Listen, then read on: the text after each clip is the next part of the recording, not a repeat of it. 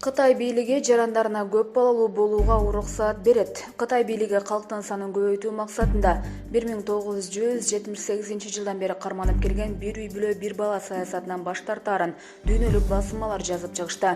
Маалыматка караганда Пекинде 2021 жылдан 2025 жылга чейин демографиялык саясат жүргүзүү күтүлүүдө. Аталган саясат балдардын төрөлүшүнүн санын көбөйтүүгө багытталат. Бир үй бүлө бир бала саясаты 2016 жылы жеңилдетилип, бир үй бүлөгө 2 балалуу болууга уруксаат берилген. Буга карабастан акыркы жылдары балдардын төрөлүшүнүн саны кескин кыскарып кеткен.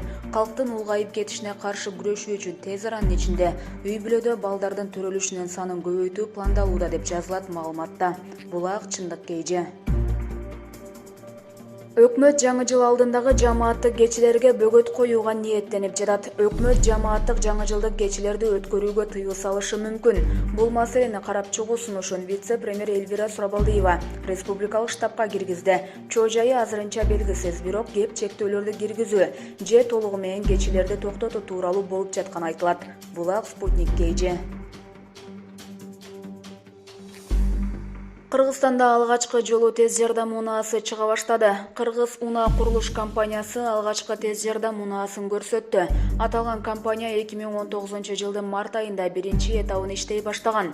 Заводдо жеңил жана оор өнөр жай, айыл чарба тармагы үчүн комплектөөчү шаймандар менен техникалар өндүрүлүп жатат. Трансформаторлор менен акылдуу эсептегичтер иштелип чыгып текшерүүдөн өткөн. Ата мекендик электроэнергетикалык тармагынын чоң потенциалын эске алуу менен ошондой эле чакан жана чоң электростанциялар үчүн зарыл болгон жабдуулар, анын ичинде гидротурбиналар менен генераторлор чыгарылып жатат. Курулуш иштеринин биринчи этабына болжол менен $20 миллион сарпталган. Завод Европа жана Япониянын заманбап жабдуулар менен жабдылган. Булак чындык кейжи.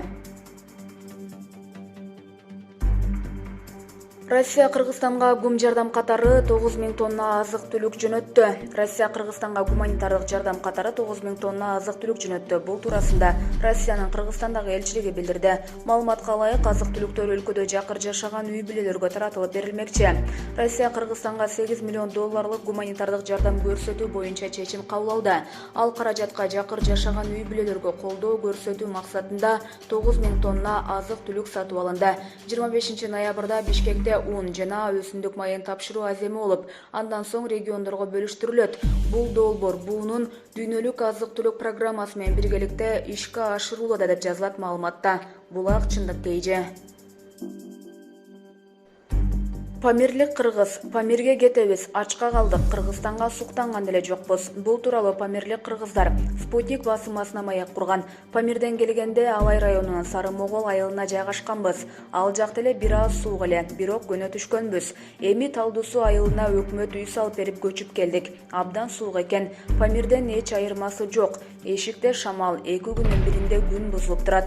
Бир күнү карасаң жаан, бир күнү арылдаган шамал айланы кетирди. Бизди жайгаштырган үйдүн батареялары жакшы иштебейт экен. Аябай суук болуп жатат. Бешикте 2 кичине неберем бар эле. Ушулар ооруп калбаса экен деп кыйналып үшүп отурабыз. Айла жок. 77 жаштагы апамды алып келип алганбыз. Ал киши да сууктан улам ооруп, бөйрөгүм деп отурат, деди Гүмүш эже. Ал жергиликтүү бийлик боордошторго кышка камылга катары ар бир үйгө Сары Могол көмүрүн түшүрүп бергенин белгиледи.